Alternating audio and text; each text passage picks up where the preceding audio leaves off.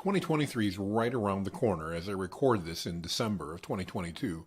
And I want to share with you a couple thoughts that I've got regarding my podcast and my personal motto and some changes that we're going to be making that I hope will better serve you and make our podcast more interesting. So a few things here, and let's take a look and go over those. First, as I mentioned, some new things. As we head into 2023, it's a fresh time or a great time to freshen up. And as such, many of you know I started on the Valorous podcast last year. We interviewed some amazing business owners, and we had some just great conversations. But I want to really double down on that. I want to get our frequency better, and I want to make them even more interesting. So our goal for 2023 is simple. We're going to plan and make sure that we hit 2 podcast episodes released each month, approximately every other week. And we're going to make a slight change to them. And that's it. Instead of just interviewing and hearing stories, we're going to go ahead and we're going to interview successful business leaders and entrepreneurs from around the world, not just focused locally like we were in 2022. We're going to find out how they built their business, what they've done, get their stories, really get to understand them and see what we can learn from them. And then my favorite part is we're going to take some time to understand from them what they would do if they had to start all over with just $1,000 and had a goal of building a business in 91 days that would be generating $10,000 a month in revenue. And you go, Jonathan, why do we want to do that? Well, the reason I want to do that for 2023 is so many of my peers that I'm talking to don't have a great outlook on 2023, whether it be politically or economic or whatever. They're kind of down on the future and they're not real excited about it. My personal motto, the future's bright. And I believe that. I believe that we can change how we respond to the things that are happening, and we can build our own future, and we can make a great future if we choose to do that.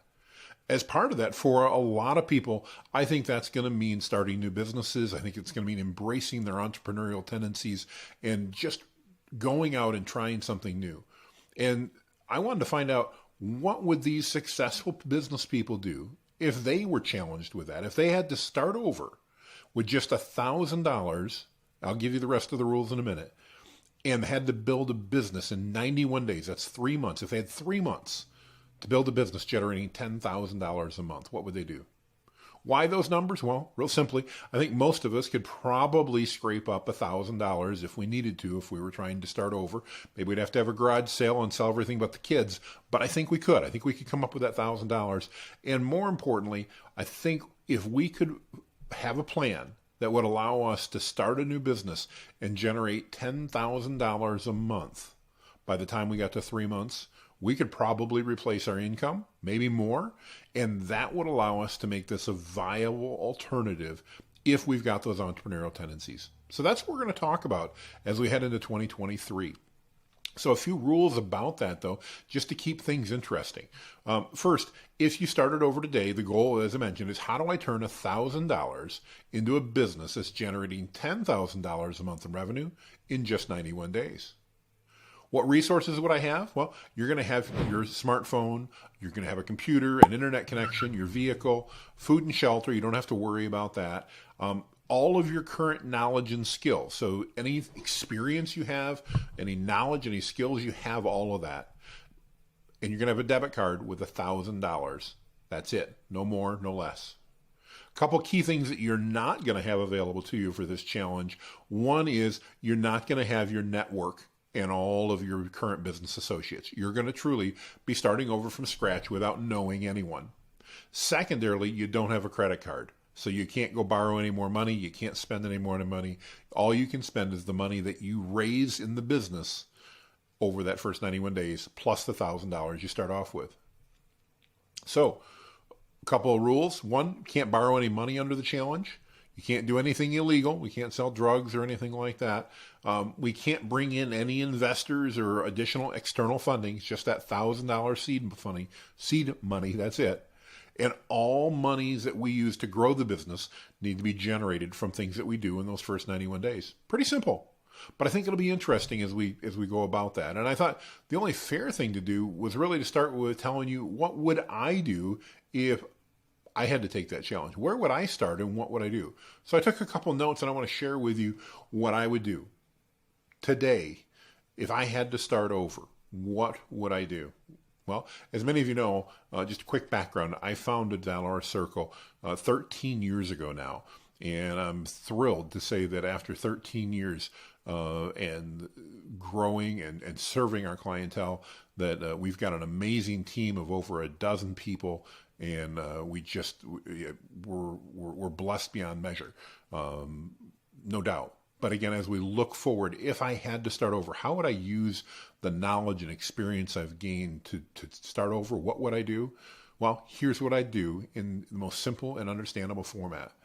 First, I'd identify a business niche or niche that had a problem that I could solve. And in my case, in my experience, I'd find a business that needed more leads in order to grow their business, and where those leads, those new customers, when they came in, had substantial value to that business. In other words, I'd be looking for minimum value of $1,000 or more.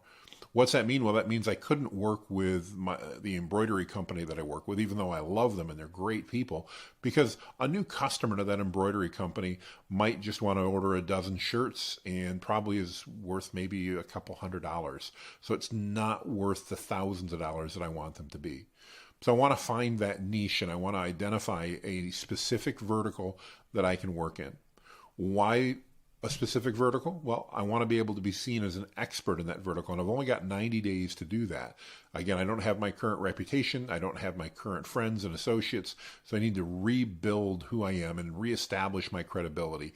And I'm not going to be able to do that if I try to be a generalist. I need to be a specialist in that niche. I also want to work for a business here and for a business group, I should say, or an industry, because as one of my peers, Billy Sticker, has said so many times, if you want to make money and build a business, you need to find a problem and solve it. If you want to make good money, you need to find a big problem for someone that has lots of money and solve it. And while I don't know which businesses always have lots of money, I know that businesses as a general rule have more money than individuals and are willing to pay to solve those problems more frequently than individuals are. So if I can identify a business sector that has the problem of needing to generate more leads, and I can show them how to do that, I can probably get them to pay me to help them do that. And so that would be step one. The second thing that I'm going to do once I identify that is I'm going to create social media accounts on all the major platforms in my business name to help promote who I am. But I'm also going to make sure I've got my personal brand on each one of those. In other words, this in the first 91 days, it's going to be about me building credibility more than my business. I don't need to focus on branding my business. I need to focus on building credibility for me personally so that people are going to choose to work with me to help them grow their businesses. So I'm going to develop a professional Facebook page, a Twitter page, Instagram, LinkedIn, YouTube, absolutely. And ironically, I'm not going to do TikTok, or if I do, I'm only going to do TikTok from my computer. And the reason is security. I'll explain that in an upcoming podcast. I'll just leave that as a little seed to grow there. But those are the channels that I would set up right away and that I'd be ready to operate on. And then I would start creating daily videos, short videos, using what? Just using the smartphone that I've already got, talking about things that are relevant in that industry, answering questions and moving forward, sharing ideas, trying to establish that credibility that I have in that industry or that I would want to build in that industry. And then on 1 out of every 5 posts, I'd talk about me and the services that I could offer. 4 of those posts would not be about me. They would be general. They'd be answering questions, educating, entertaining, inspiring, instructing, whatever.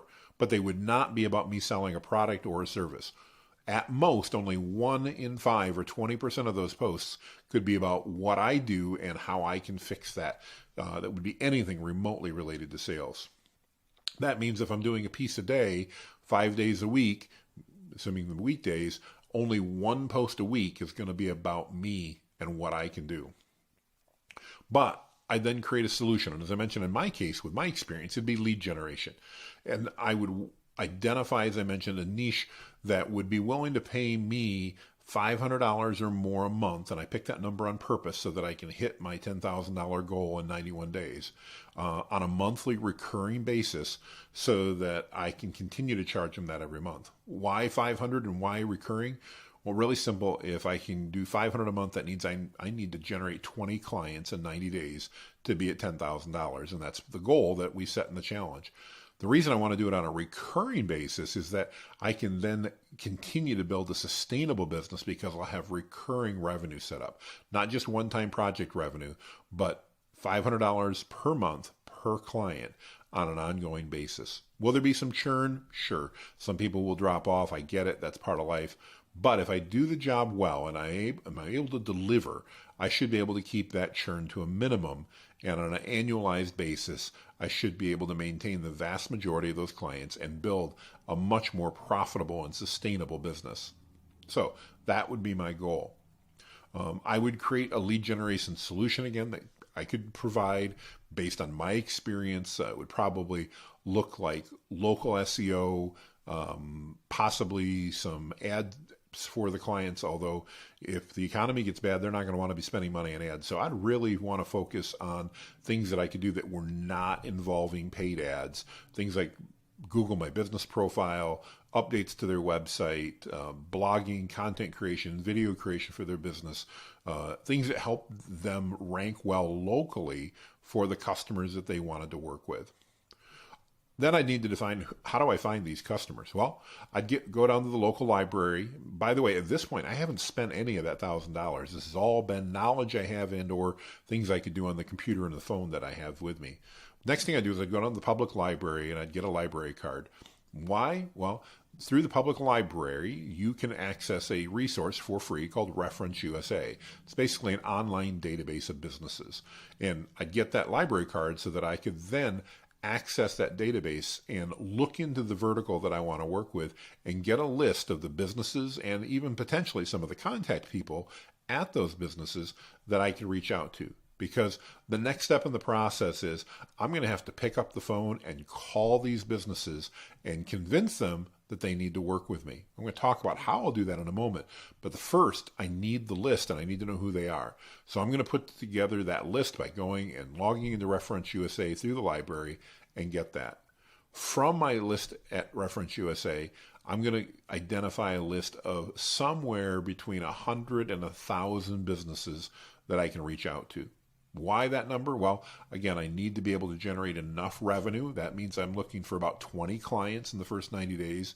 If I work my numbers backwards based on my sales experience, if I need 20 sales, that means I'm probably going to have to do somewhere between 40 and 60 presentations to people that are well qualified. And if I need to, let's just say, make it 60, if I need to do 60 presentations, that means that I'm probably going to need to actually talk to close to 600 people to get 60 presentations to be able to get enough proposals and ultimately 20 clients. I may have to even do more. Rounding numbers up, I'm going to assume I'm going to need 1,000 names, and I'm going to get that out of Reference USA, or 1,000 businesses. The great news is I've got 91 days to do this, 3 months, and if I factor that out, even if I'm only going to work 5 days a week during the week, that means I've got 13 weeks, I've got 65 days to do this. First week or two is going to really be focused on finding my niche, finding my product, getting that all figured out. That's going to leave 11 weeks or 55 days to make those calls. I know from my experience that I can absolutely, while I'm doing everything else, I can make at least 50 dials a day. That means I'm only going to need 20 days to get through that entire list of 1,000. If I add into that some follow-up and everything else, may get a little bit tight, but I'll easily be able to reach out to that 1,000 and do follow-up pretty straightforward in the time I've got. And I'll be able to do that with a few weeks left, which will be important because that sales process isn't always going to happen right away. What would I do on that call? Well, instead of trying to sell them on the call, what I'm going to do instead is I'm going to call each one of those businesses and I'm going to find out who's in charge of their growth. Probably talk to a sales manager, maybe an owner, maybe a marketing manager. And I'm going to ask whether or not I can send them a video, a link to a video that they could watch that shows them how I help businesses just like them generate leads on a consistent basis. I'd have enough testing so I could give specific numbers, and the pitch might sound something like this. Jonathan, if I could show you how I could help your business generate 5 qualified leads every single week, would you be interested in spending a few more minutes chatting with me to learn how I do that? Great. I'm going to send you a link to a video. I'm going to ask you to watch the video to see whether or not you think my strategy will work for you. Is that fair? And then if you do, there'll be a link at the end of the video that you can click on for a next step. If you're interested, will you agree to click on that link for the next step? Fantastic. Let me get your email address so I can send that to you. That's kind of what my pitch would sound like. I haven't practiced it, but it'd be similar to that. I'm going to then go ahead and I'm going to send them a link to a video that I would create that explain my product that would be designed to talk to them about how working with me is going to solve their problem of generating more leads. In other words, how working with me makes their life better.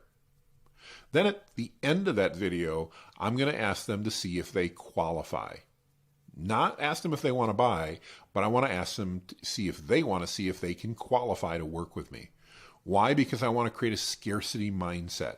And if I let them know that I'm just dying to work with them and I'm absolutely willing to work with them no matter what, they're not going to feel a need to do it. Think of the popular girl when you were in high school, or popular guy if you're a woman and you're looking at that popular person. They could ignore anybody they wanted to because they always had opportunities for people that were chasing them. On the other hand, if somebody acted like they weren't interested, that person was much more likely to then pursue them. And in the sales process, it really works the same way. If our prospect feels that we're chasing them, they're going to walk away. They're not going to be as interested. They may even just ignore us because they're going to feel that, again, we need them more than they need us. If I make them qualify to work with me and ask them some good clarifying questions about how much money they're making, because obviously I want to work with somebody that can afford that $500, what business they're in, making sure they've got the right ability to handle those leads when they come in, they've got the capacity to work those opportunities and leads if they sell them. If I walk through that process and make them qualify, subconsciously, that prospect is much more likely to pursue me. And so that's the process that I'm going to follow. My focus then, very simply, would be to sell 3+ clients a week beginning in week 3. That'd give me 11 weeks out of the 13. I'd be able to, if I hit my goal, sell 33 clients at $500. And that means by the end of 91 days, I'd be generating on an ongoing basis $16,500. Now we're going to have a few drop-offs and everything else, so let's just drop that down to around $15,000. That's how I'd build a business with $1,000 and nothing else in 91 days. And I think based on that, I'd then have a business that was generating $15,000 a month.